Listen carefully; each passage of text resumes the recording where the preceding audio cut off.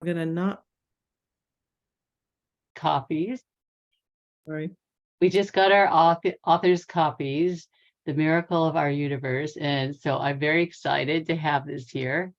We worked on this project for quite a while. Bernie started the book about 5 years ago, but it's taken a while. I joined forces with him to help him because after a long career in astrophysics, he came down with Parkinson's. And so it was difficult for him to type and to write. And his speech is a little weaker than it used to be. So I'm giving a lot of this presentation to help him because I'm a trained opera singer and speaking is easy for me. I hope I don't overblow the microphone. He tells me my voice is really loud. So anyway, we're talking about the miracle of our universe, a new view of consciousness, God, science, and reality. And I call Bernard Bernie. That's really the affectionate name, that surname that we use for him around here. But Bernard is more formal for publications. So that's why it says Bernard there. Okay, so first slide. And I did all this slide. I put together the graphics, etc. So one of my passions is graphic arts also, in addition to music and teaching music. I teach music too. So here's a little overview. Our book is a model of reality. We're not just biological machines. We're conscious, immortal beings who co-create a virtual reality together with the great cosmic consciousness known as God. This is surprising, but this is what we believe. The root reality does not consist of physical stuff. We are made out of star stuff, as Carl Sagan said, and God made the stars and us. Did you miss anything about Carl Sagan and the star stuff? Well, yeah, certainly made people aware of the idea that, or at least our physical reality comes from astrophysical phenomena like supernovae and such. So he really preached a good relationship between science and spirituality. But he stopped there. He didn't go any deeper, didn't look any deeper to see whether there was a source for the stars. And we're here to say that there indeed is, and it's a source that in fact applies to the entire universe and everything in it, including us. And it gives us, I think, the happy knowledge that we are creatures who are not going to disappear when we die, that we're going to have a rather wealthy, Robust afterlife. Robust afterlife. Yes. So that is. We So- believe in life after death. Right, And, so it's- yeah, near-death experiences, reincarnation, all of that. We cover that later on in the talk. So we present a model Yeah. of consciousness, God, science, and reality, not the real McCoy, just the model of, to see how far that takes us in terms of the ability to conjure up a new system of thought about our own nature, for example, that would be very beneficial for the world to subscribe and by. Yeah, so we present a model of consciousness, God, science, and reality. Our consciousness is literally a piece of God. This consciousness is either vast beyond our wildest imagination or possibly infinite and eternal. Our physical universe of matter and energy is actually a virtual simulation, which is thought into existence by a universal consciousness. In fact, God made everything. We already covered a bit of our background. Bernie and I have been married for 36 years, so we've shared many ideas together during our lifetime. And I already said why I helped him write the book. But I also introduced some important new ideas that Bernie would not have spoken about, and that's the power of music. And in my own spiritual experiences, I had a near-death experience, and I had an awakening of the heart with Gangaji, which was very special.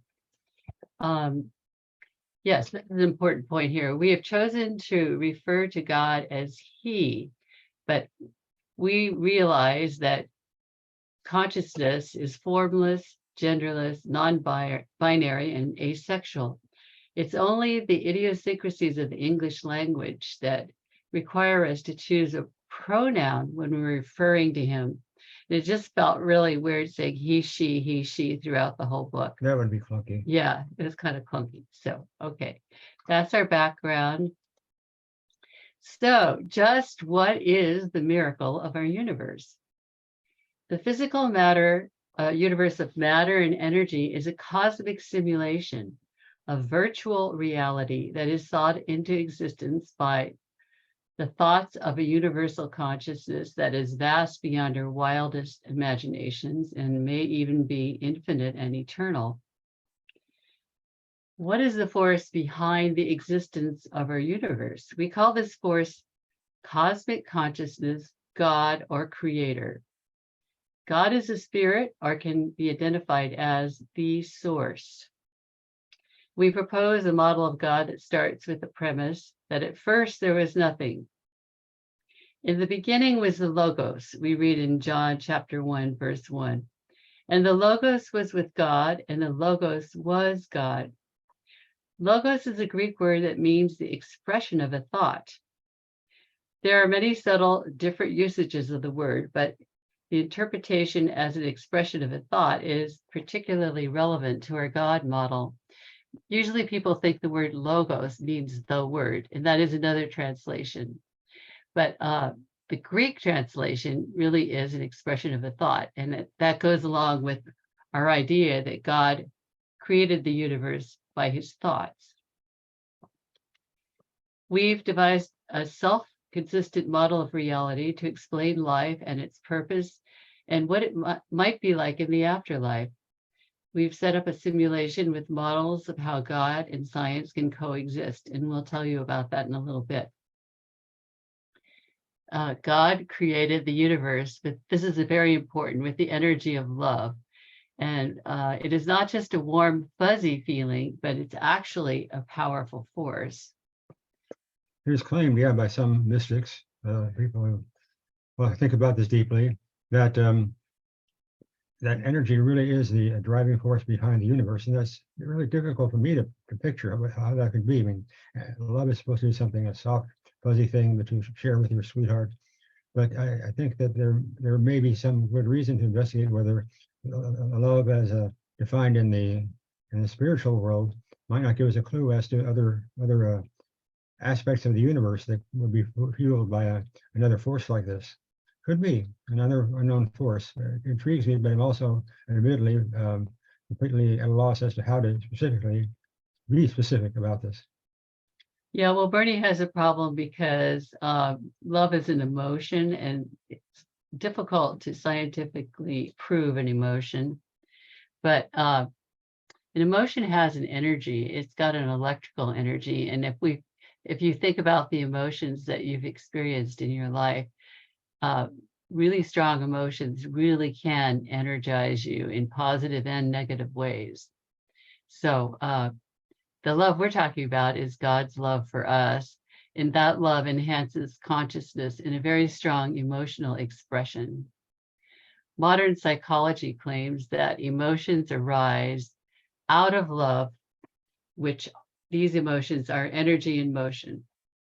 So it's still debatable exactly how love created the universe, but we feel that love is very important to the whole idea. So slide 2, what is the miracle of our universe? Why would a universal consciousness create a virtual universe?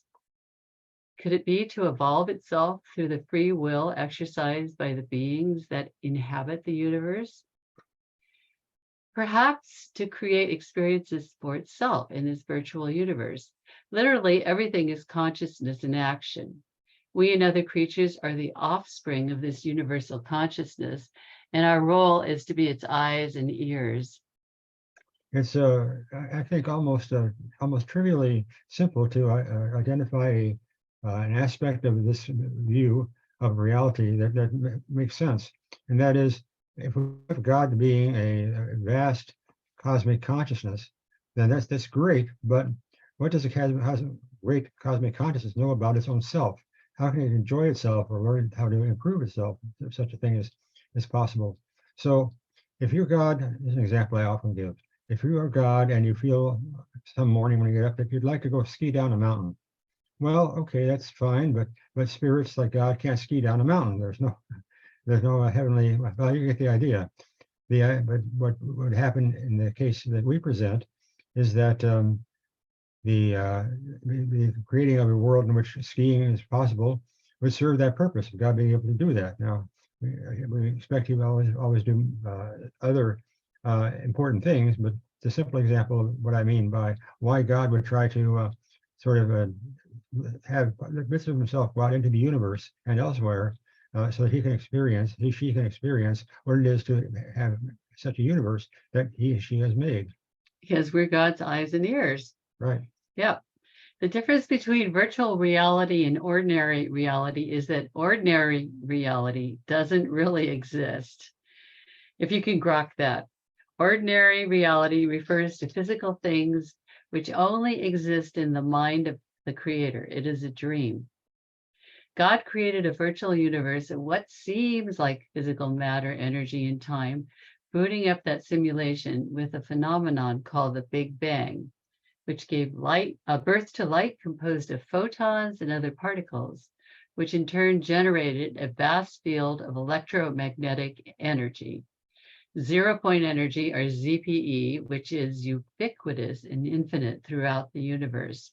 And the zero-point energy is very, very important topic to Bernie because he spent a lot of energy and thought pursuing how to tap the zero-point energy to use for energy to help mankind and to help our planet. And I'll tell you more about that in a while. So some of you probably know what the Big Bang is, and some of you might be wondering, well, what in the world is the Big Bang? So I decided I wanted to just tell you a little bit about it. The Big Bang is how astronomers explain the way the universe began.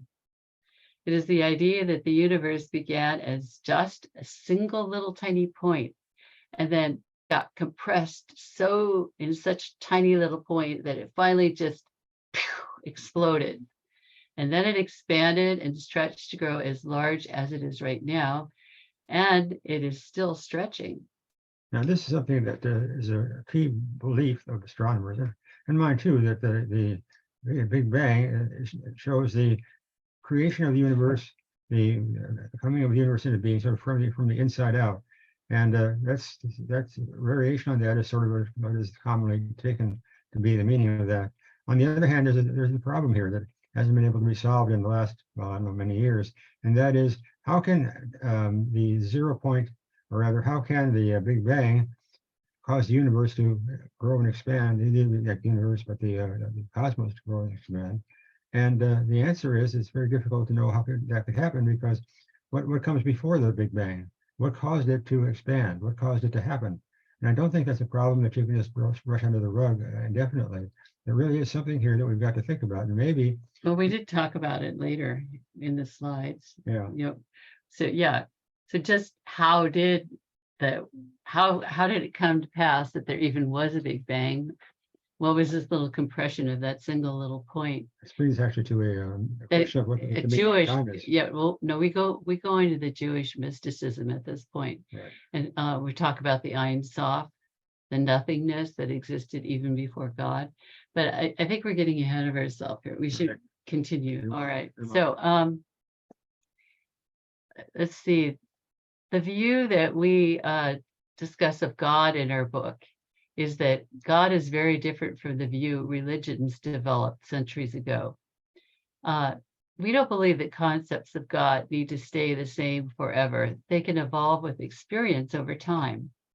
Some say lack of change is a good mark of verity. However, others, such as Bernie and myself, we think change is essential, especially now.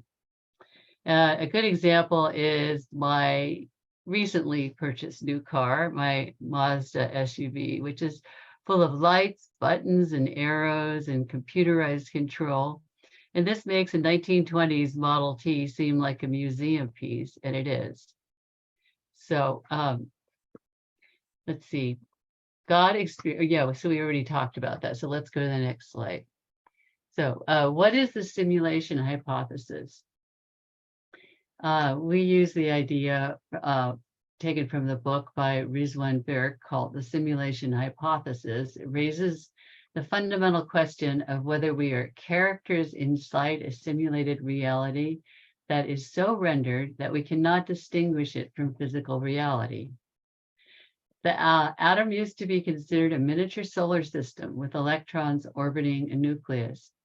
It is now viewed more abstractly as a nucleus being surrounded by electrons that form a cloud of probability. So the classical atom here on the left is the way I was taught that atoms functioned when I was in high school. But now, if you look at the quantum atom picture on the right, you see all this fuzzy orange, medium color orange, dark orange, and purple going around this little tiny nucleus in the center. And so that fuzzy area, that represents any point in time where an electron might just happen to be, and it's hard to predict where it really would be. So that's why it's fuzzy. This is an idea that Werner Heisenberg proposed, and I think this is the same as the Bohr model. I shouldn't get too technical like this, but these are consistent with our use of the quantum atom for hydrogen, and make it possible, I think, with an experiment that I've been working on for some time, and it even was funded with a patent recently. It relies on some of the properties that come about when you look at the quantum atom the way we pictured it here. Yeah, we're going to talk about the Jovian experiment. Sure. Yes, yeah, got it on, got it down in the slides. Okay. So, second section of the simulation hypothesis. So when you sit in your favorite armchair, you are actually being supported by clouds of probability. Probabilities are numbers that govern physics in our world. In our book, we developed the idea that a matter-based universe can be replaced by a number-based universe. This leads us to the likelihood that reality is a simulation. Bernie already mentioned Heisenberg, who saw atoms and elementary particles as potentialities rather than things or facts. They are not real, they form a world of potentialities. Then there's Sir Martin Rees, another famous physicist. In the beginning, there were only probabilities. He said the universe could only come into existence if someone observed it. It does not matter that the observers turned up several billion years later. The universe exists because we are aware of it. This is called the measurement problem in quantum physics. How is it possible that if you cut open your armchair and take a measurement of a few electrons inside, those electrons will be promoted into existence by virtue of being measured? But the unmeasured electrons will be left to languish in a cloud of probability. This is one of the elements of quantum physics. It's very mysterious, and Bernie already mentioned the Bohr mode. By the way, Sir Martin Rees was the astronomer royal of the astronomer royal In England. Yeah, that's the only place you could. That's the only place you could have an astronomer royal. We don't do that here. No. I consider to be. No, we don't have titles here. We just are. Virtual reality. There exists one cosmic consciousness whose thoughts create us. So then what? Well, that would be a universe full of interesting stuff for us to play in and learn in. And where does all this interesting stuff come from? Nowhere. The interesting stuff is just a virtual reality which is in the creator's imagination. This requires unbelievable bandwidth and data storage, but it solves one of the greatest mysteries of all time. How did the universe come about? It didn't. It never did, never will exist. It is a non-physical simulation running in the mind of the creator. Consciousness alone exists. I think I skipped bullet 2. What are we proposing? We're proposing that God imagines all of this by organizing his thoughts into computer-like algorithms which run in his mind. Yeah, well, imagine this, that God, if he wants to create something, doesn't have to go into his kitchen or his hobby shop and muck around with things to try to get a real object of some kind into existence. All he has to do is think. Thinking in this view is everything there is. There's nothing other than this cosmic consciousness whose ability to think is unlimited, and whose ability to think is the way to create things that will then be a manifestation of his power. So everything runs in the mind of God. The consciousness alone exists. Nothing, nothing, nothing else. That's our view. Stephen Hawking toyed with the notion of knowing the mind of God. Well, here's what we say. In this view, we emerge directly from the Creator God, and we are as real as the Creator, but matter as physical stuff is a simulation. What evidence is there that might support this? Brian Whitworth, professor of technology and philosophy, information processing, at Massey University in New Zealand, said one of the mysteries of our world is how every photon of light, every electron and quark, and indeed every point of space itself seem to just know what to do at each moment. The mystery is that these tiniest parts of the universe have no mechanisms or structures by which to make such decisions. Only God could make those decisions. Next slide.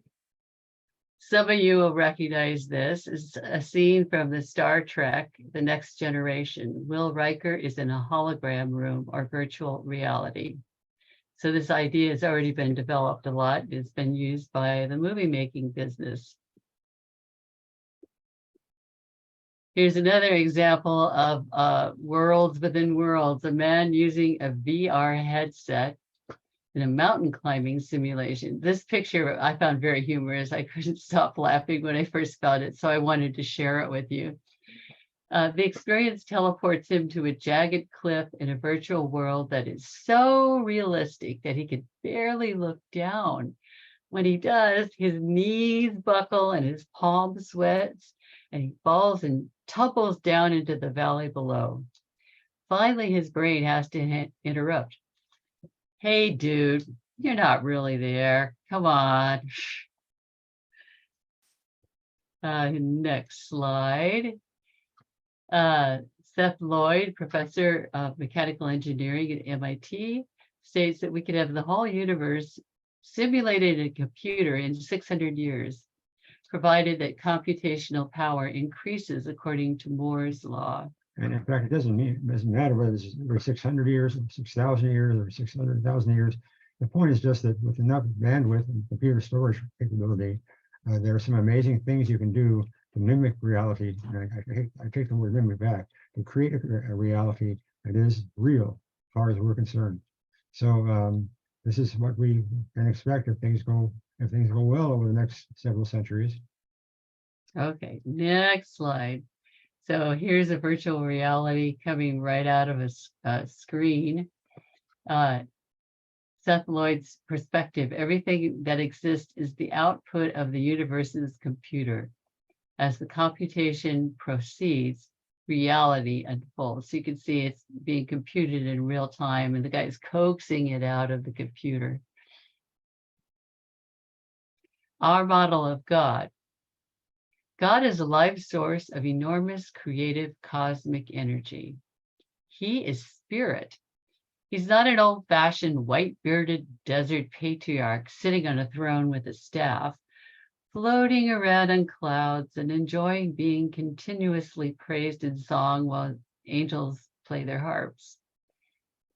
We present a model of God, of the creation of the universe and our purpose in life. We call this the God model, and believe that it represents a model of God, the universe, and reality that is compatible with the 21st century science, a model that is worth believing in. The God of our model does not hurl lightning bolts or care one way or the other whether or not we believe in him or her during our life on earth. The God of our model is endlessly tolerant and infinitely loving. And this God, as far as we can see, is I mean, you can be an atheist and believe in this kind of God. In fact, I think that that's the case, and that is the case. You can still believe in your religion and still believe in this kind of God too. It's kind of open-ended. Indeed, yeah. Yeah. We can't really offend God no matter how hard we try because he loves us. And we need to know that and feel God's love. We'll have much happier, positive society and lives if we realize we really, truly are loved. Right. God is an unbounded consciousness, and we call God that exists beyond space and time. This consciousness is, as I said before, it's neither male nor female. And it created our universe, and I explained the Big Bang, and this happened approximately 13.8 billion years ago. That's the Big Bang. When the Big Bang occurred, which we find out how by running backwards with an astronomical clock. We're going backwards here to get there. But what's missing here is still an understanding of what happened between the initial onset of something like the universe and the Big Bang happening. Or maybe we just have to live with the fact that that's an infinite and also infinitely unable to understand reality of it all. Okay. Our model of God, slide 2. We've said this before. Consciousness is the only thing that exists. All material things are an illusion, a numerical simulation running in the mind of God. There's no need to create reality. Wishing to know himself, God gives birth to countless offspring made of the same consciousness as his own. As sentient beings, we are all immortal incarnations. We're sparks of the bonfire that is God and living in simulated reality. An important aspect to notice and to consider is that God experiences and involves himself through free will actions of his offspring. So free will is really vital to make everything work, because if we did not have free will, then it would just be a puppet show. God wouldn't get to learn and grow. So we do have plans for ourselves before we're born, and we kind of recognize these opportunities when they come up, what we're supposed to do. But we still have the choice to follow our plans or to go a different direction, and that's our free will. We live many lives on Earth and elsewhere, but we forget lives when we are born in order to be able to exercise free will in the current life. However, there are exceptions, and I'm one of them. I happen to remember past lives because I had a near-death experience, and that kind of pulled back the veil. But most people do not remember past lives. So we do believe there are many other civilizations in the universe, and there are spiritual realms in other universes with properties and dimensions different from our own. We think of heaven as our spiritual home where we reside between lives. And there's such a thing as karma, positive and negative. It reflects and determines the course of all of our lives. So, okay, we'll go on to the next one. Here's an interesting topic. Why is there no hell? Okay, we believe there is no literal hell. Hell is rather the consequence of our free will actions, which are perceivable in the afterlife. These consequences may be for a time unpleasant, but we don't believe that negative karma is eternal. And the key here is that hell cannot exist because any beings that God would send to hell in the classical view, that for them it wouldn't be fair, because if we live in the physical reality, then nothing we can do can be infinitely bad. Just can't have that with infinite time. Because God is infinitely just. God is infinitely just, so Yeah. we wouldn't be able to hand out infinite penance to sinners. So that makes no sense in terms of a God doing that, something which would be horrible for him to do. And the other is, well, why would God want to condemn himself to a horrible place? I mean, God would then have to condemn himself to hell. He was going to be just about this. So there, And he wouldn't want to do it because we're sparks of God. right. So he wouldn't want to condemn himself to hell because then he'd have to experience it himself. Right. So So it's a non-sequitur. that's our logic about this. Right. And I think it makes things seem a lot more lighthearted. It's not having to worry about, oh, I committed this infraction and I might go to hell. That seems kind of painful worrying. I ate a hot dog on Friday. Yeah. Bernie wrote part of a chapter on the hot dog from hell that you'll read about in the book. Yeah. Yeah. When he was how old? I think it must have been about 11 or so. He was 11 years old and he was pretty staunch Catholic. And that was the time when you were not allowed to eat meat on Fridays. So he was so afraid he was going to be condemned to hell for being at a friend's house and being offered a hot dog. He was eating it and enjoying it. And because he forgot it was Friday. So anyway. And then what do? You spit it out or what? Yeah. Let's move on. I'm not hungry. Let's move on now. Okay, ideas about God.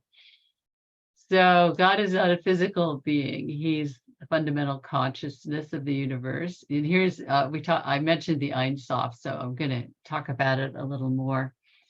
So this is an idea that comes out of the Kabbalah, Jewish mysticism. It's the unknown to us. It represents God prior to self-manifestation as a divine and endless light. The term Ein Sof also means nothing in the profound sense of no thing. It exists at the lowest possible energy, the 0-point energy, which is an electromagnetic force. But at the same time, it extends to all infinity. Could the 0-point field and an electromagnetic force possibly be a manifestation of the Ein Sof or of God? Well, I'm kind of coming around to this position. A few years ago, when I first started working on the 0-point energy problem, and I got papers published on that, things seem to be going in the direction that I thought of God as being, as usual, sort of out there, somehow great being, and us being physical entities. But it began to make more and more sense to me to realize that this great force, this 0-point energy, which permeates the universe, is there for the having, for the taking. It being there, why should this thing not be the fundamental driver for the entire universe? So I've come around quite a bit on thinking that indeed this is the thing that causes the universe to have these properties and to exist, and this is what happened in the interval between no time at all and the Big Bang. Could be playing a role there. Just a little speculation. Yeah, he believes, or he's coming to believe, as he said, that the ZPE, 0-point energy, may play a role in stabilizing atoms and thereby sustaining the universe.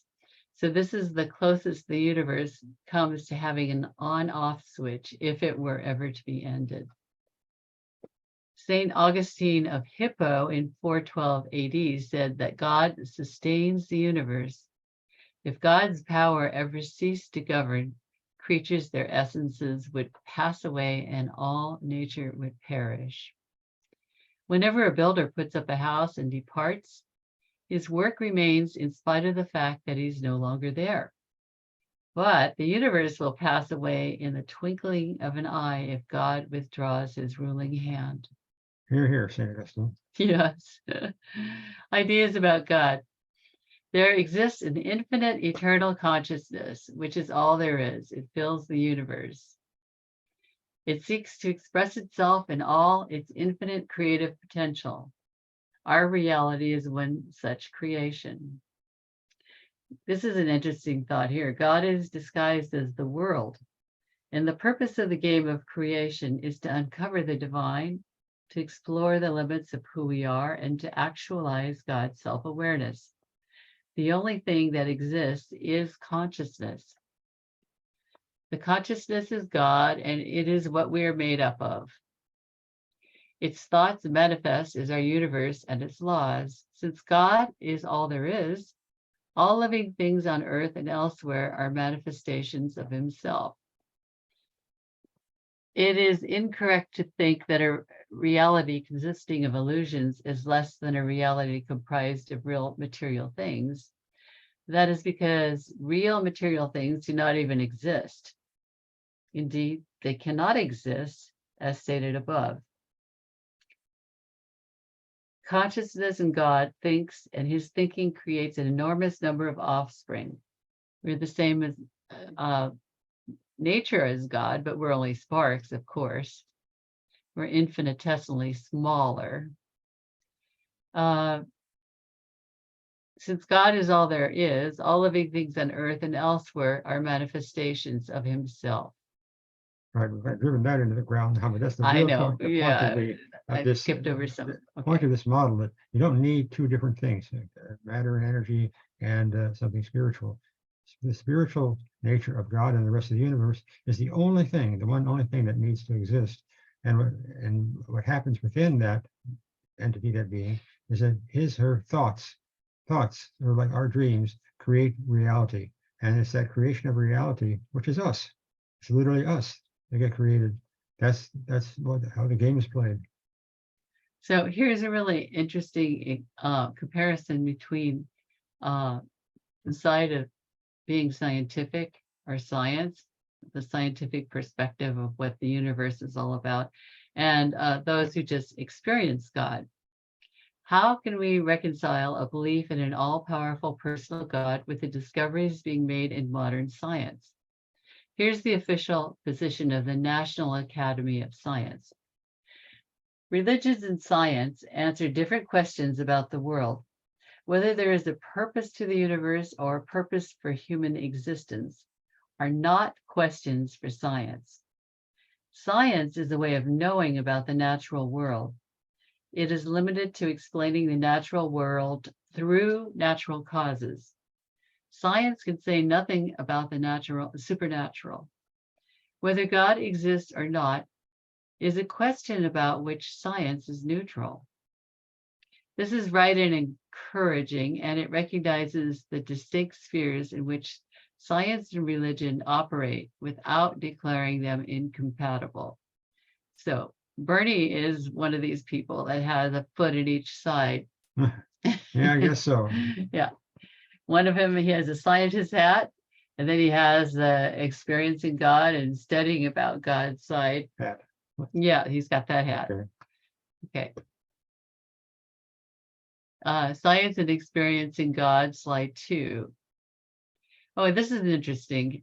People always ask, well, if there can't really be any scientific evidence to prove God's existence, just how can you experience him? Well, it is possible to have evidence for something by experience or observation. For example, if someone asks you, do you believe that I love you? You might believe them or you might not. Either way, your belief would not depend on an experiment that had proved that the person loved you. You can't get scientific data off of that. Your belief would depend, however, on your observations of that person. And those observations would serve as evidence on whether or not you should believe that person. In the same way, we are able to design an experiment to prove the existence of God. It can provide numerous observations that point to his existence. There are 10 fundamental constants of nature that have values that seem to be just right for the evolution of life. Bernie lists these in his second book, The Purpose-Guided Universe. It's important that a non-technical constant is observed in water. So we all experience water. It's something we use several times every day. So the boiling point of water is unusually high. Hence, it remains as a liquid in the critical range for biological structures. Also, it has the unusual property of being less dense when frozen. So that's how icebergs float in Antarctica.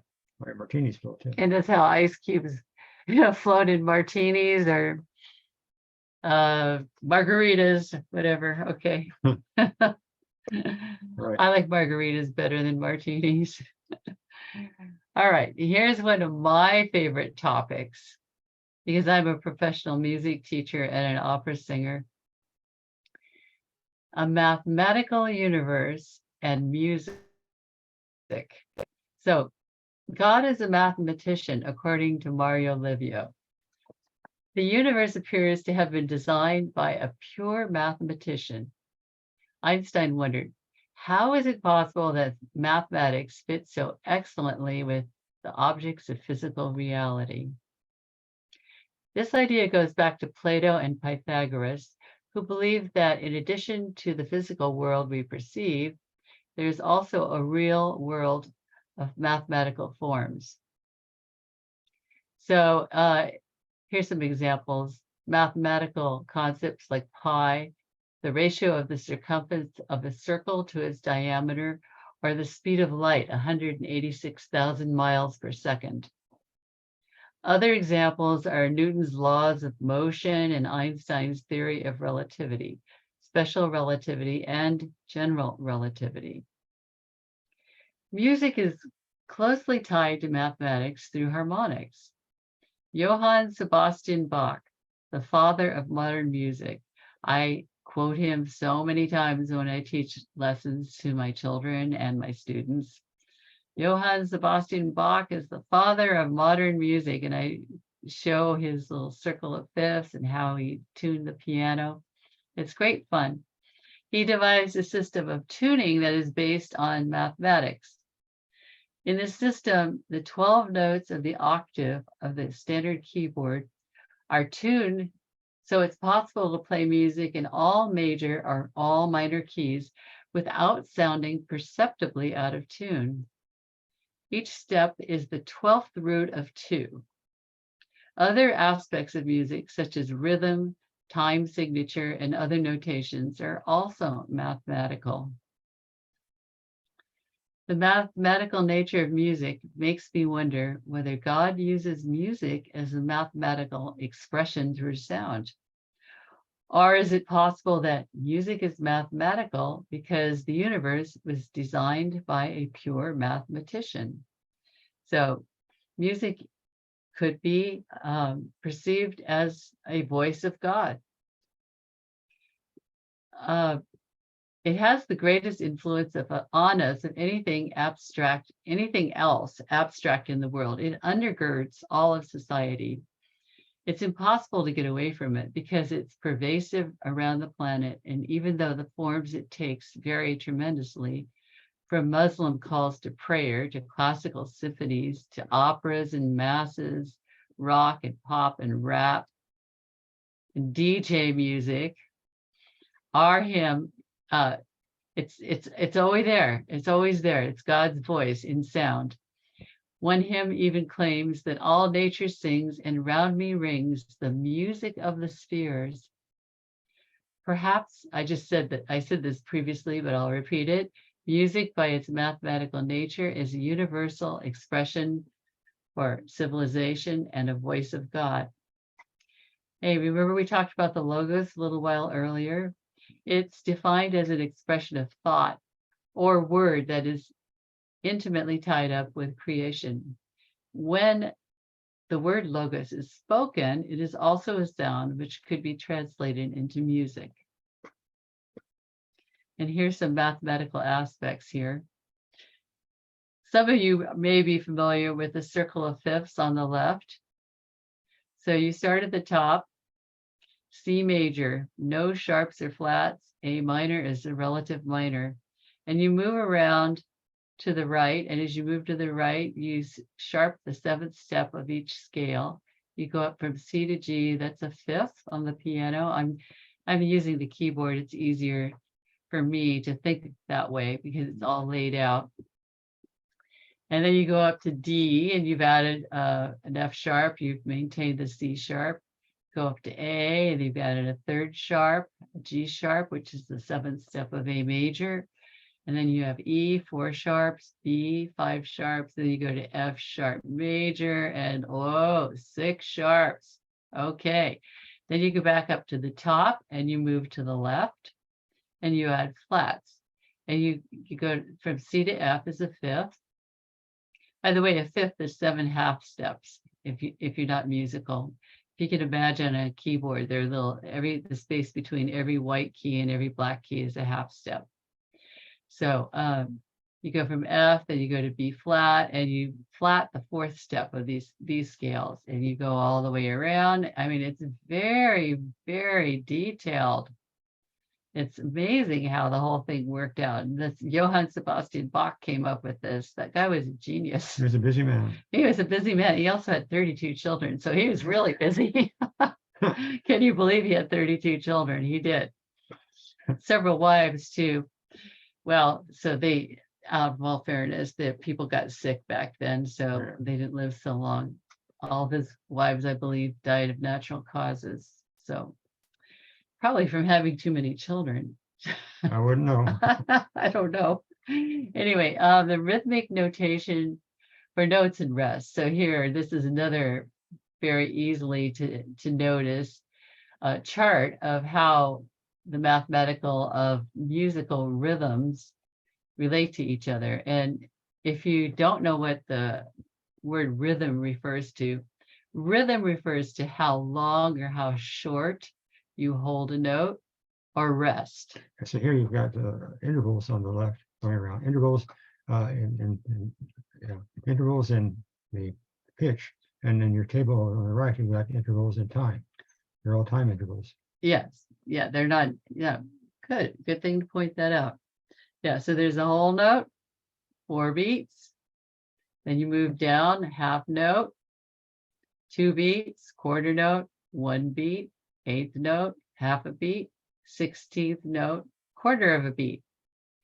And then you look, you can see how the whole note is up there. And then you can see it takes 2 half notes equal whole note, 4 quarter notes to equal a whole note, 8 eighth notes to equal a whole note, and 16 sixteenths to equal a whole note. So it starts moving pretty fast. Then when you get down to the 16th, there are also 32nd notes I did not put on this chart. I think there's 64, so which are hemi-demi semi-flavors. Are there really 64? So. Okay, hemi-demi semi. I think it's okay. True. Okay, anyway, so here's an example of a time signature on the bottom left. That's the treble clef or the G clef. And that's where the right hand plays on the piano. Female voices sing, sometimes tenor voices sing there. Bass voices sing on the bass clef, and I don't have that notated on this page. But as you see, the 3/4, the 3 stands for how many beats would be in that measure, and the 4 underneath it stands for the fact that the quarter note gets 1 beat. So it's pretty easy to realize how everything relates to each other here through that. Okay, next slide. Okay, so now we're going to move on. We spoke about near-death experiences, and these point to God. These two phenomena provide the evidence that the God model is valid. This is evidence that we are not just the result of some chemical evolution of molecules, but that we are immortal spirits ever seeking to improve ourselves. In the case of near-death experiences, observers give us reports of the afterlife that point to the fact that there is a heaven experience and our spirits live on in a new form or body. In Eben Alexander's book, Proof of Heaven, which Bernie and I found fascinating, he described an experience of God as melting into a deep, velvety, loving space. We don't just dissolve into some sort of void or vacuum, as some skeptics think. We are eternal beings. The brain is more a prison from which our conscious awareness is liberated at the time of bodily death, enabling a robust afterlife that also involves reincarnation. This leads to the foundational principle of the God model, an infinite and eternal consciousness that constructs what we perceive as reality. So I don't know if you know who Eben Alexander is, but he was a very skeptical, at one time, a very skeptical neurosurgeon who didn't believe in God, didn't believe in life after death. He was just completely into science and the physical realm. but he had this horrible illness where he went into a coma for it was a viral infection, right? Yes, 8 days. Yeah, 8 days, and everyone thought that he would never come out of it. And what was interesting is that his body went into a coma, and he was able to travel through the different levels of heaven and remember it all when he came back. So after that, he completely changed his mind because he saw that he had been wrong, that he was missing a whole bunch of information that he did not even realize existed. So here's another person, psychiatrist, Professor Ian Stevenson from the University of Virginia. He became known for his research into cases he considered suggestive of reincarnation. After studying 3,000 cases of children who claimed to remember past lives, he concluded that emotion, memories, and even physical bodily features could be transferred from one life to another. Some of these children actually had birthmarks from the life-ending incident. He interviewed a boy that I guess his sister remembered had shot himself. And then the person that reincarnated came back, and he remembered shooting himself, and he came back with a birthmark under his chin. And Ian Stevenson interviewed him, and suspecting that there could be an exit wound at the top of his head, he parted the boy's hair, and indeed there was a birthmark at the top of his head. So that was a pretty astounding case.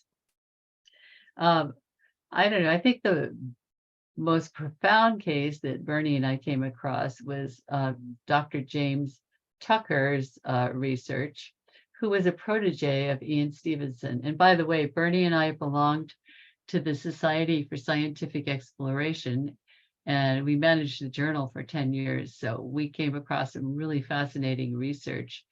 And all the talks that we went to, I mean, that's one of the reasons that we got so interested in the topics we cover in The Miracle of Our Universe, is because we learned so much being a member of the Society for Scientific Exploration.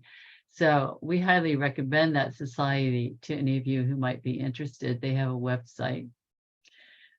Anyway, so Dr. James Tucker carried out research with a very strong case.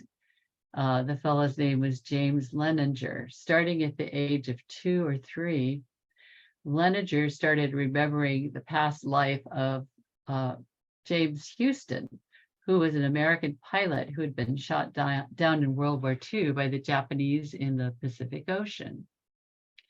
These memories included details of an American aircraft carrier, the first and last names of a friend on the ship, the location of the attack that killed him, and the nature of the hit that brought down his plane. All details were later confirmed to be accurate. He even met his friend from the aircraft carrier in a reunion, and the friend confirmed that Leninger's memories of Houston were correct. Then I had an NDE when I was swept out to sea at the age of 16 years for 45 minutes by an undertow current. During this experience, before I was rescued, my ancestors from the other side came to keep me afloat in a wonderful halo of love. I'm fortunate to have directly experienced the side beyond the veil as a short NDE and to feel God's love. And I can tell you more about this during the questions and answers period. If you're interested, you could ask me more about it. Okay, let's go on. We got to cover this because we mentioned it earlier, the 0-point field. This is really important. So the 0-point field with its attendant 0-point energy, ZPE, is recognized as a vast field of electromagnetic energy, also known as the quantum vacuum field, or QVF. This field represents the underlying energy that is everywhere in the universe, even where there is otherwise nothing but vacuum. It's composed of a combination of every frequency or wavelength that exists. Some are long and others short. It's perfectly random. There is a Casimir force that happens when two parallel metal plates are pushed together by an overpressure of the ZPE from the outside of the plates. There's a little illustration on the bottom right. The Casimir cavity can be created that takes advantage of this force. I do have to add, this Casimir cavity is down at the nano scale, very, very tiny. So technology has now finally just gotten advanced enough that we're hoping to be able to build a Casimir cavity and create a Casimir generator out of it. The ZPE can be manipulated through the use of Casimir cavities. It would squeeze out photon energy. Now, I'm not going to tell you all the details right here, but you could get the details about the Casimir generator on our website. We just got a new website put up tonight, thanks to a really creative fellow, Chris Burns, and we're so grateful, Chris, for you putting up that website. It's amazing. So I hope you guys can all look at it. It's www.jovion.com. And I forgot to mention the objection that oftentimes comes up when discussing Well, this. can we talk more about what it is before you do the objection, Bernie? Okay, well, we'll probably have about We have a few minutes still. Okay, so you can talk about it at the end, okay? The invention that we have in mind is a game-changing invention because it would create clean energy technology that would combat climate change and create an infinite source of energy that was already known to Einstein and Max Planck. We believe that the ZPF can be tapped in a way that would provide humanity with an endless supply of totally clean energy. So the founders down here at the bottom, Bernard Haisch and Garrett Modell. I'm now the CEO. He got me roped in. I find it really interesting. I think it's very important. That's why I'm helping on the project. So this Casimir generator invention, as I said, is game changing. Now you can talk about the conventional heat engine if you want to, Bernie. Well, yeah. When you try to extract energy from the vacuum, it's been said for the last 80 years or so that you can't do that because the lowest energy level is the lowest energy level. You can't extract energy from it and get anything useful. But there's a way to get around that, which is to run gases through Casimir cavities. And the Casimir cavity, the lowest energy is lower than the lowest energy of the entire other part of the spectrum, which is out and everywhere in the universe. And so you can derive energy from the lowest energy. You can get lower than low inside you get lower than zero. Exactly. You get below zero inside a nano Casimir cavity. Casimir cavity. So yeah, that's the important thing to know about this. It's not just craziness. It's that we realize that the Casimir cavity has certain properties that have not yet been exploited. Yes, you can see the little diagram on the right. So we envision a closed system, and you see the little atoms moving through the pipes. And there's a pump, and then up on the top is a Casimir cavity. And notice as the atom goes inside the Casimir cavity, it gets squeezed down because the longer waves of the 0-point energy are not able to get into it, so it gets below zero. And when this happens, the photons are squeezed off and they are then emitted and they go into a solar cell or photovoltaic cell. And then after that, electricity can be generated. That's the idea of our invention. Mm-hmm. So yeah, Bernie didn't say anything about violating the second law of thermodynamics, but that's what some people complain of. But we have to emphasize the fact that our process does not involve heat because the 0-point energy field, so heat's not involved. And if probably a lot of you don't know what the second law of thermodynamics is, because I certainly didn't know when I started on the project. But there's an example, melting of an ice cube. Ice cubes in a drink absorb heat from the drink. That makes the drink cooler. Okay, so next slide. Here is more of a lower, like deep down inside view of what happens to an atom when it goes inside a Casimir cavity or a series of Casimir cavities. So if you start on the left, you see the little atom with its electrons. And remember, these little electrons could be a sea of probability, as I told you about earlier. But for this graph here, we really wanted to put the little dots so you could see them. And so Bernie believes that the 0-point energy sustains atoms and sustains the universe, as we said in the grander scale. All right, so a gas atom expels photons as it passes through Casimir cavity tunnels. It regains energy upon exiting each cavity, where each red electron is energized by the 0-point energy. And you see the little squiggly arrows going off. That's where the photons will be shooting off up into the photovoltaic or solar cells to be gathered to generate electricity. And if you look at the legend, you can see the orange is the Casimir cavity. The gray is the non-conducting cavity. The green squiggly lines are the 0-point energy.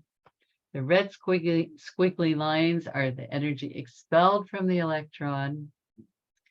The red is the electron and the blue is the nucleus. It will be How it works this way.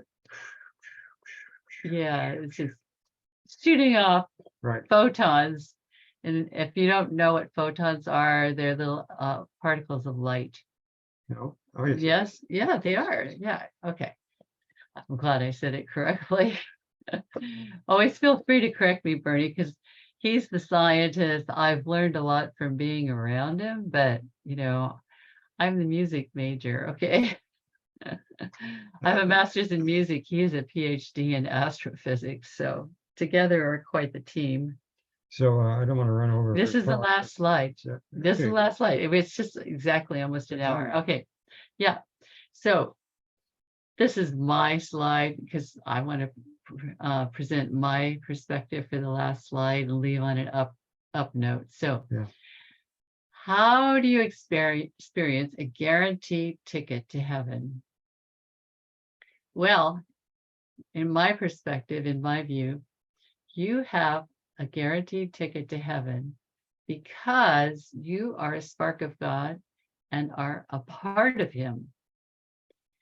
How do you experience heaven while you're on earth? It's important to be in a state of gratitude because this opens your mind for optimism. It opens your mind for love and God's still small voice. And it is still. You have to still your mind so you can hear it. The good news is that anyone, even you, can achieve this if you take the time to still your monkey mind. You need to meditate and let yourself fall into the light. It's really quite beautiful. I experienced that when I had my awakening of the heart.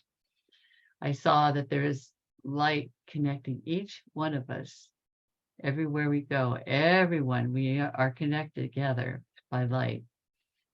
If everyone makes the effort to do this, dialoguing directly with God on a daily basis, our world would be catapulted to a higher level of awareness, and the human race would become ever more enlightened, and there would be peace on earth at long last, peace on earth.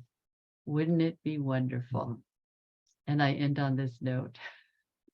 Thanks, Marsha. Okay. That is wonderful. Thank you so much. And I want to just encourage people, if you have questions now, go ahead, type them in the chat. Or I think Susan had a question. She'd raised her hand earlier. So Susan, if you still have a question, you can go ahead and raise your hand. If you want to ask a question directly, you can raise your hand and I'll unmute you. So while people are putting their questions in the chat. I wanted to ask about, I had two questions. You know, it's kind of I don't know, I see it a lot that, you know, physics seems to be catching up with ancient wisdom traditions, you know, things that are models of the universe or God that have been taught for millennia, like in Vedanta and, you know, Buddhism and stuff like that. And it's interesting to me that the position of the National Association of Science, Academy of Science, Yes, Academy of Science, yeah. so science has nothing to do with the purpose of human experience, right? We don't want to go there. We don't want to touch. We don't touch it. And I don't know. I don't know about drawing that, you know, keeping that line there. What do you think? I think, well, one of the reasons that we're going in this direction is because I do want to bring the two together again. Science and spirituality, I think, is absolutely essential that they come together again. And that's my duty now to work on that. Yeah, I agree. It's important to blend them or merge them, really. It's what we're trying to say. Yeah. Absolutely. It's like heal that Cartesian split, right? That idea that you actually, most scientists I know are deeply spiritual people, like yourselves, right? Thomas wants to know, how do you answer those who want a proof of God's existence? That's a tougher thing to. Well, I did that slide on that. You can't prove it by data. You could prove it by example, right? Experience, yeah. Yeah, experience. In fact, there is this is confuse things a little bit, but there's a book of mine that came out. This is the third book of mine that actually had as a title "Proof of God," and the reason it had that title was because Simon Schuster, who published this in the book, were going around reorganizing themselves. So somehow the title of the book went floating around and got stuck on our book. And you know, I would hate to have you disappointed in going and seeing Proof of God because it's mentioned as the title of that book, and it's not. It's too strong a title. It must have been made up by some secretary. But I digress there, I guess. Yeah, it's like, how would you find evidence for God? Well, yeah, well, so Bernie, he wrote The Purpose Guided Universe, and see, oh, you've moved it, Bernie. I know where it is, right? Where is it? It's in the top over there. Oh, okay.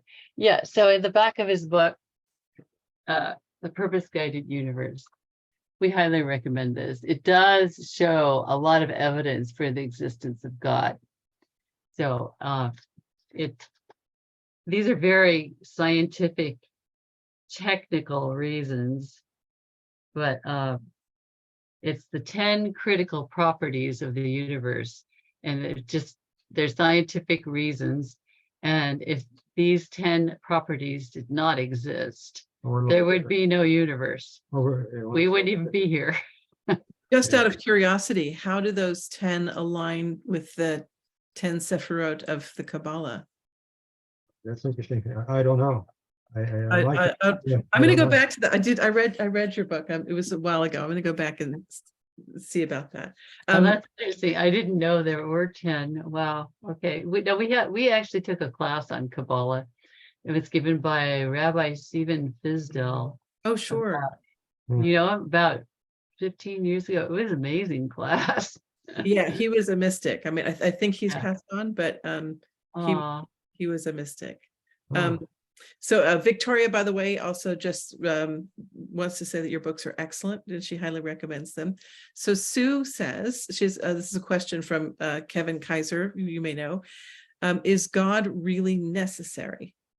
Occam's razor says we need to look for a simpler explanation than the universe itself to explain the origin of the universe. An infinite God is more complex than the universe. Isn't the uncertainty principle enough to explain the creation of everything? Well, I sliced it this way, that there is, instead of having a physical world and a world of whatever spiritual paranormal things exist, which we know there are in this world of ours, that's two totally different things. Whereas what I have here is a model in which everything is reduced to one thing.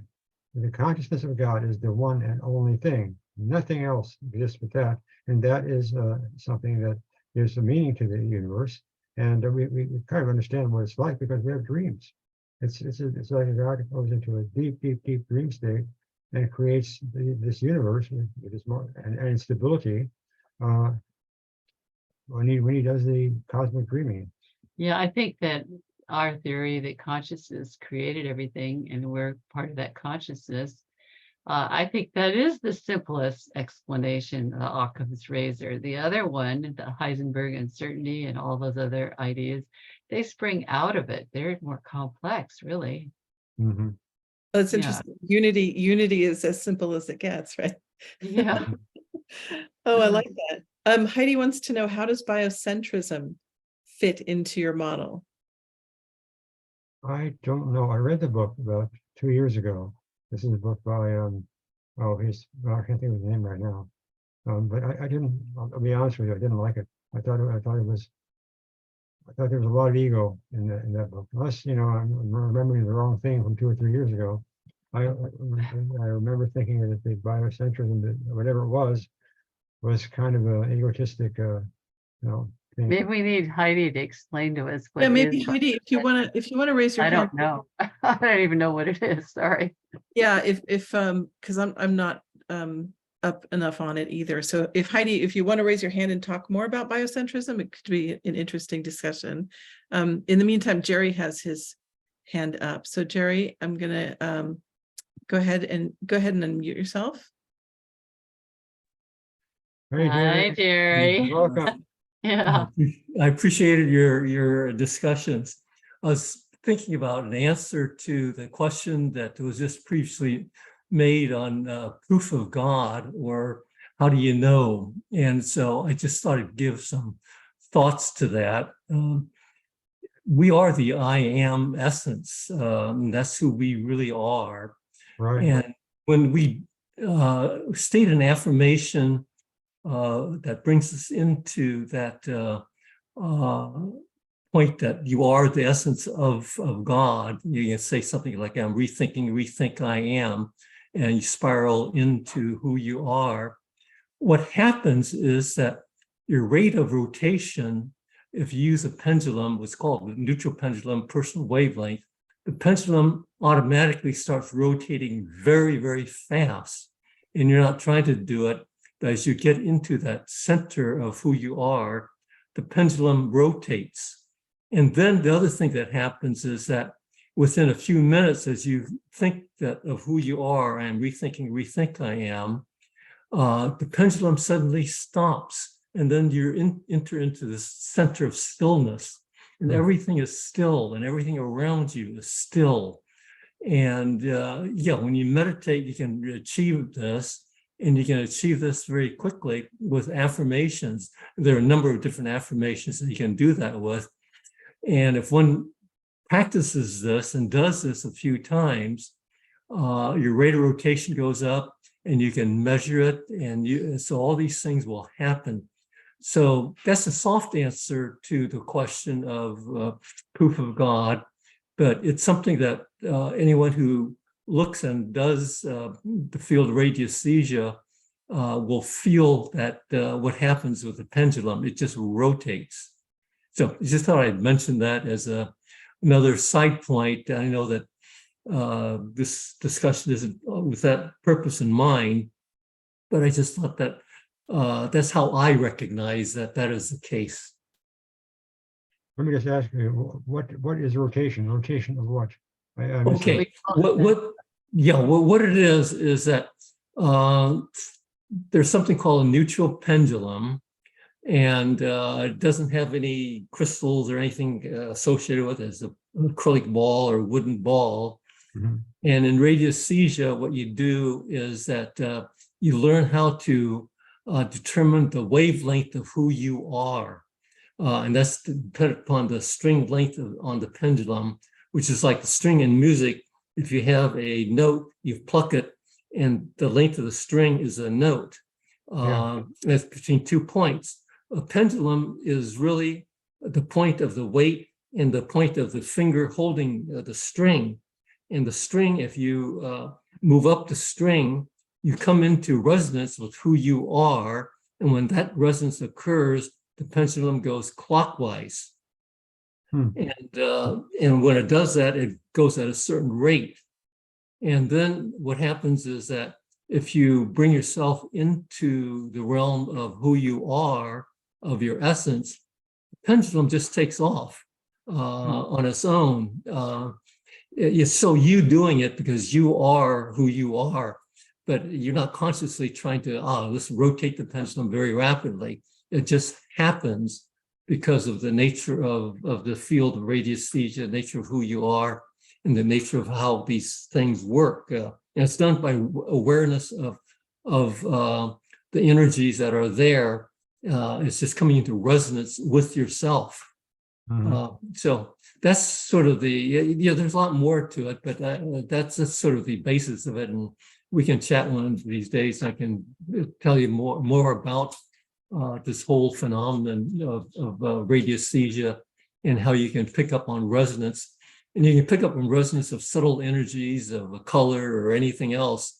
And by picking it up just means that your subconscious mind gets at the resonance of it, and that defines a wavelength. And the pendulum can pick up the color red, can pick up EMF of some sort, and it's just a length. And when that happens, the pendulum rotates. That's the nature of radiesthesia. Okay. It sounds a bit like dowsing. I've done a lot of dowsing in my Well, time. it's not quite dowsing, because Oh. dowsing is a mental thing. It has elements of dowsing, but Yeah. radiesthesia is picking up the energies, the resonance of the C note or D note or whatever it is. And it could be a color, it could be anything. Everything has a subtle energy associated with it. And it picks up that resonance with that energy. And so you're just holding a pendulum, getting it going to and fro motion. And then when the to and fro motion changes, as soon as you hit the wavelength, it's just like a tuning fork or a monochord instrument. You pluck it, and all the other notes of different octaves or harmonics will vibrate ad infinitum. And that's how you pick up subtle energies. That's the mechanism for doing that. So you take your mind out of mentally doing it, although you've trained yourself that a pendulum can go in a clockwise manner. And there's a reason for that too, which I won't go into. I see Russell talk. Russell has his hand raised. Yeah. Yeah, okay. You here? Yeah. Thanks, Jerry. Thank you, Jerry. And Russell, go ahead and unmute yourself.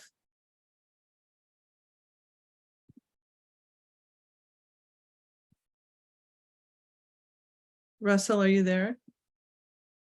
Let me see. There.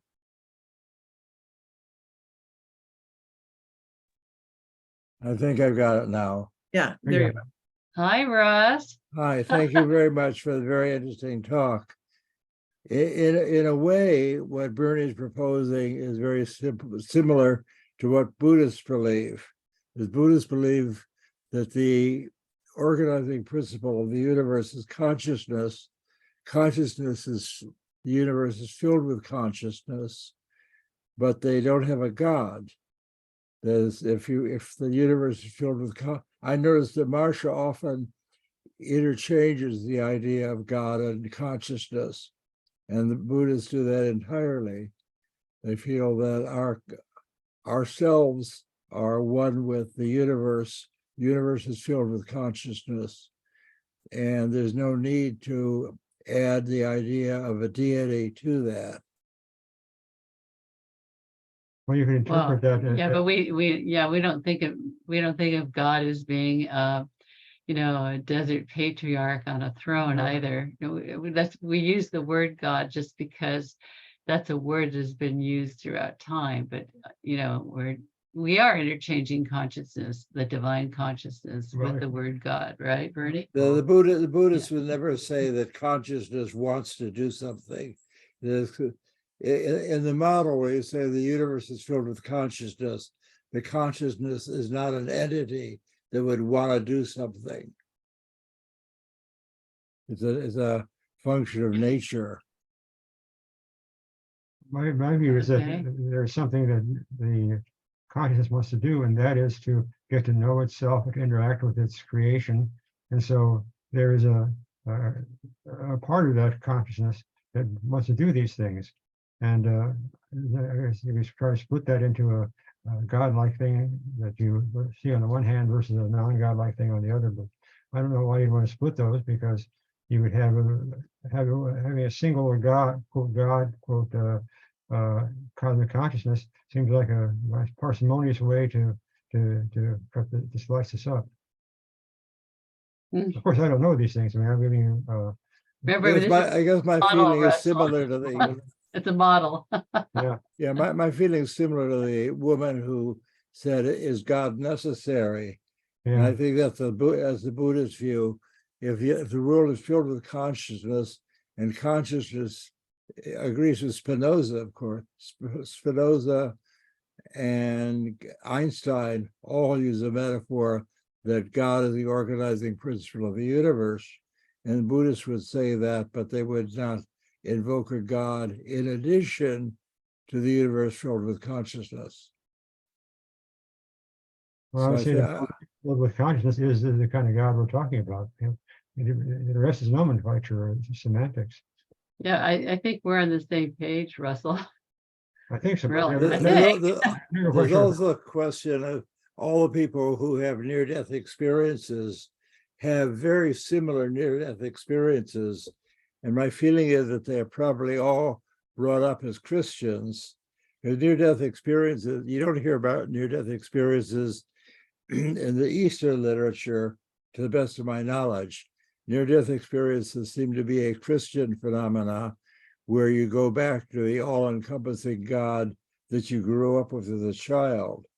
right. And I heard our friend, the neurologist who was unconscious for a long time, and he, of course, David Alexander. yeah, he Yeah. of course was a non-believer, but he grew up in a Christian household.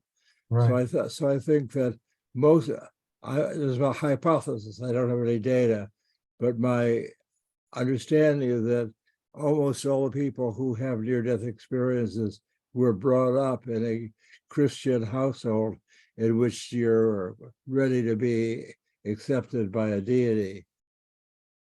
Yeah. That's I have- interesting. I think Pia Maybe. Atwater said that in her presentation. I remember hearing that as well, Russell.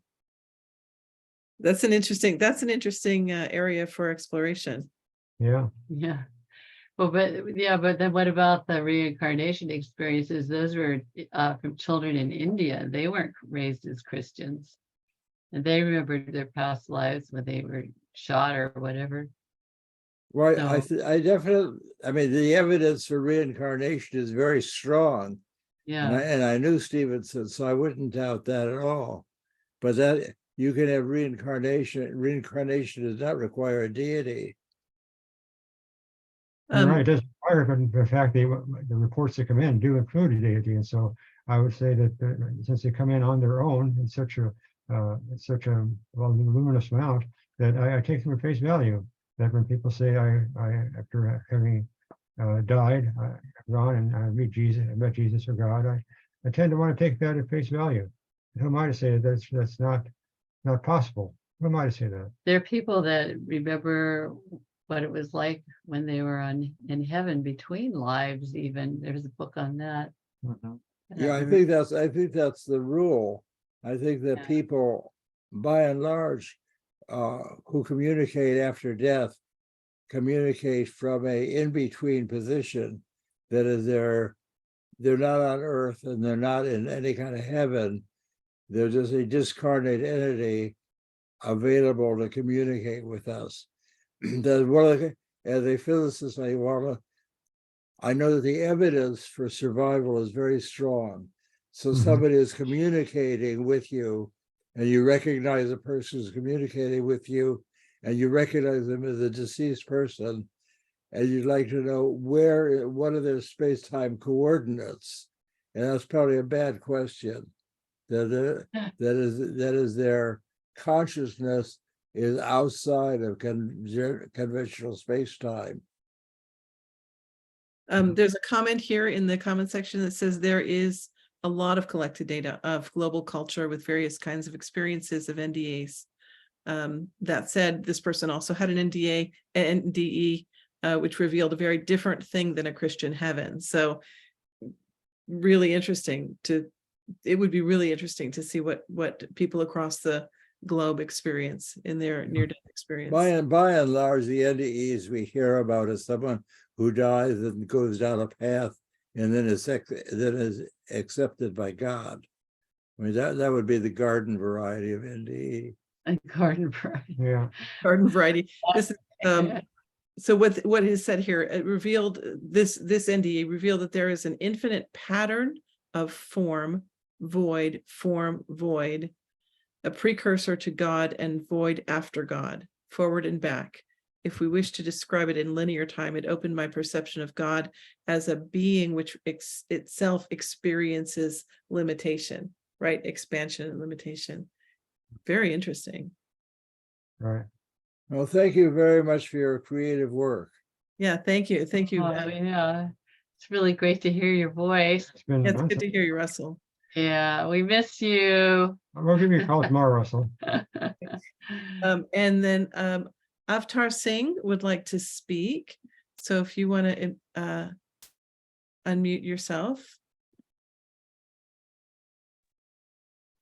Yes. If you remember, I made a presentation about 2-3 years ago on the similar matter, on the same question about science and God. So I just wanted to make a comment that the biggest proof of, let's say, some higher power or God or whatever we call our consciousness is the law and order we observe in the universe. Mm-hmm. If there was no order and if it was all chaos, if there was no order, it's the order and the laws in the universe which would not prevail if there was no higher power, no matter what we call it, God or one uniting power which instills this order and laws in the universe. Well, in fact, that's exactly what Marsha was saying when she talked about the 10 things that had to be have the just right properties to make the whole mess come together of the universe. And that's pretty much taken as being something that's credible. There are lots of articles about it. What Marsha presented about what my work was really someone else's work. There are lots of publications in this field. But I agree with you that this all depends upon being. I'm stumbling a bit now. I'm trying to get my ideas together. But can you say something about this, Marsha? About law and order, well, Yes, the that's right. 10 fundamental constants. There we go. That's exactly. Yeah, the 10 fundamental constants. They're very scholarly scientific terms, which if I read it off, probably most of you wouldn't know what it is. But I mean, I can read some of them if you want to know, but that is the order. Yes, like you were mentioning. In fact, there aren't just 10. There are, if you look far enough, there are maybe 10, 15, 20 even, because people, once they realize this is it won't be a cosmos. It would be a chaos. Right. There was no higher power determining the laws and the order in the universe. That's one point. I really enjoyed your presentation. And this one more point is that you mentioned the 0 point energy. Yes. Yeah. And I have done some work on that. The 0 point energy of the quantum mechanics is actually not 0 point. The Casimir effect has a lot of energy. And that's why you can draw energy from the quantum vacuum, which is 120 orders of magnitude more energy than the cosmological constant, which is the universal vacuum. Yes. So the point I'm making, this is the biggest unresolved puzzle in science, that how come the dark energy or cosmological constant energy, which is expanding the universe, is 120 orders of magnitude smaller than the quantum vacuum. And this is still an unresolved paradox in science. And that's where the crux is. The consciousness cannot be equated to quantum vacuum, which has so much energy, 120 orders of magnitude more than the universal vacuum, which is more closer to consciousness, at least in the which we call shunya or real zero. The real zero is the astral vacuum and not the quantum vacuum, which has a lot of energy. So this whole Eastern concept of shunya, the so-called the zero, the real zero, the zero was invented in India. So I want to point out, and the shunya is referred to the consciousness or the God or the Brahma or whatever you call them. But that shunya is 100. So that's more closer to the spatial vacuum and not the quantum vacuum, which has a lot of energy, about 120 order of magnitudes higher energy. So I just wanted to point that out, that unresolved scientific paradox about the vacuum. Thank you, Avtar. I also want to note that you put in the question and answers, what is the purpose for human life? Yeah. Correct. Do you have thoughts on that? Or do you want to listen to Marsha? Purpose for human life. Yeah, I'd like to hear their views on that, as to if it's all virtual reality, what is the purpose of human life? Well, I mean, our ideas are that we come here to develop our spirits, our souls, to learn. We're here in the school of life. And so when we're discarnate, it's harder to learn because we're floating around, but we're down into the physical realm temporarily. We have to deal with all sorts of life issues. They get thrown at us. So we're here to learn. We're here to develop. We're here because God wants to experience. Also, we said that God experiences through us. And we're the eyes, ears of God. But I think that because we are sparks of God, we want to increase our awareness and our abilities also. So Earth is kind of a school. Right. Would you I agree think about that's that? true. I think God wants to have a school that he can interact with to understand, experience what a reality would be like. If he didn't make these other worlds and come into them, then he would probably be a very bored God. Yeah. Hey, I want to just take a moment to show everyone our websites, because I realized I didn't do that yet. Could I do that, Judy? And then we could go on? Yes, Before I absolutely. forget. Okay. So I'm going to share this. So we have a website, The Miracle of Our Universe. And can you guys all see it? It's just www.themiracleofouruniverse.com, all run together. And you can go and see information about our book, and you can order from Amazon or other booksellers too. We just happen to have a link on Amazon because that's a really popular place to go look for books. We've given so far 3 podcasts, and this is our 4th big presentation tonight. And then you go to Amazon and you can purchase our book, and you can get it for real next week.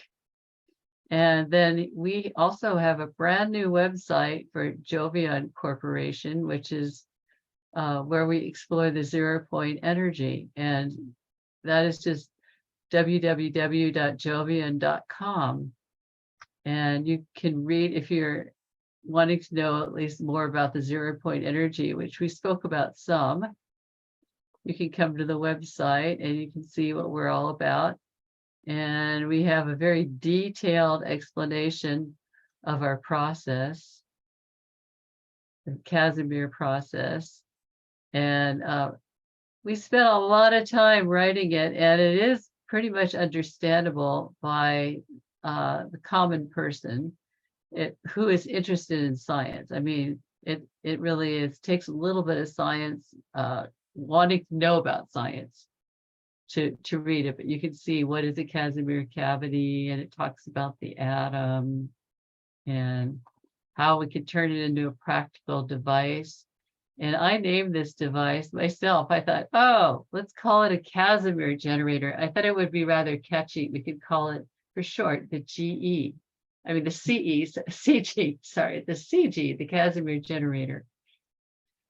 And then just, you know, I spoke about the photon emission, and you saw some of these things in our presentation. But anyway, so if you guys all got that down, www.jovian.com, and then the miracle of our universe, you can read more about us. Okay, thank you for giving me that opportunity. I didn't want to let it pass. Yeah. So Sure. Yes. maybe let's ask some more questions. Okay. Yeah. I'm going to do one more question and I'm going to wrap it up. Okay. Raj Kumar wanted to know about sharing the link for the website Miracle of the Universe. Is it miracleoftheuniverse.com or is it just on Amazon? Oh, the miracle of our universe.com.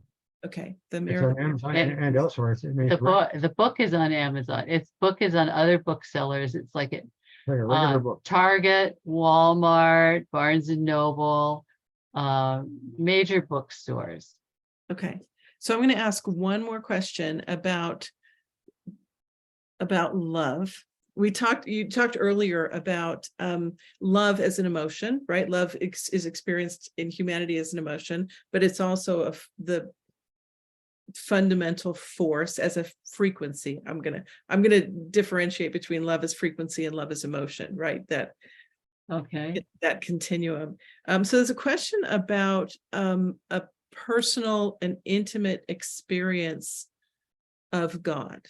Mhm. And rather than and the question is anonymous. So I this idea of being, just kind of experiencing ourselves as God, to experience and to learn, which feels a little you said like a chess piece, like where Yeah. and what do you have to say about experiencing God as a loving being, as a loving aspect of the experience? And I hope I asked the question correctly. Brittany, I want to answer about with my awakening of the heart experience, and then you could say more. Mine is very personal. I did mention I had an awakening of the heart, and it was exceptional. It was so profound beyond anything that ever happened to me or could happen to me, because I was at a satsang of Gangaji's. I was with Russell Targ and Jane Katra and Bernie, and we were just sitting down on the floor, you sit on cushions. I don't know if you know who Gangaji is. She's a spiritual leader here in the Bay Area and in Oregon. And she is very wise. She channels a high energy, and she dialogues with people. Okay, so she came into the room. This is my first time ever seeing her. I didn't even know who she was. I had high recommendations from Russell. So she came into the room, and she happened to look my way where I was. And this energy just came bam, right into my eyes and right into my body. It was like an atomic bomb of love shot out through my entire body. It was amazing. It was an atomic explosion of love and God's love. So I have to share that with you.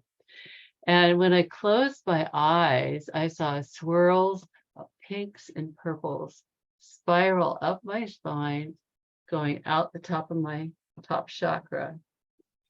And my heart started beating. Tears of joy just came pouring out of my eyes, just streaming down my cheeks. And I was in ecstasy. And I looked around the room, and I could see this web of light connecting each being in the room. We were all one. It's who we are. We're group consciousness light beings. And so that's my experience of God's love. It's tremendous. Mm. Oh, that's beautiful. Yeah. Yeah. I mean, I will never, I live with it all the time. I go back and I think about that experience and it brings me great joy. Yeah. Yeah. I love that. And the follow-up is, this is what he wrote. This presentation helps me in my path to becoming God and my capacity for ecstasy, the need to increase for me to embody my role as God. Now I am at peace more with the impersonal aspect, the way a baby wants to see what happens or how an elbow works or how an ankle feels, etc. I am God's dream come true. That is lovely because Wow. I originated from God's curiosity and I am living out God's ongoing curiosity in real-time life. I mean, that's fabulous. That's the Who is same that idea. from? Who is that from? Anonymous. Oh, I love it. Thank you Yeah. so much. Yeah, Same that we that's talked beautiful. about. Yeah. That's Okay, very so encouraging. the miracleofouruniverse.com does not land on the website. Is this right? Let me show you again. Hold on. Raj Kumar, the way you have it right now, there's a space in between. I don't know if that means anything. The miracleofouruniverse.com. Can you see it? If there is a,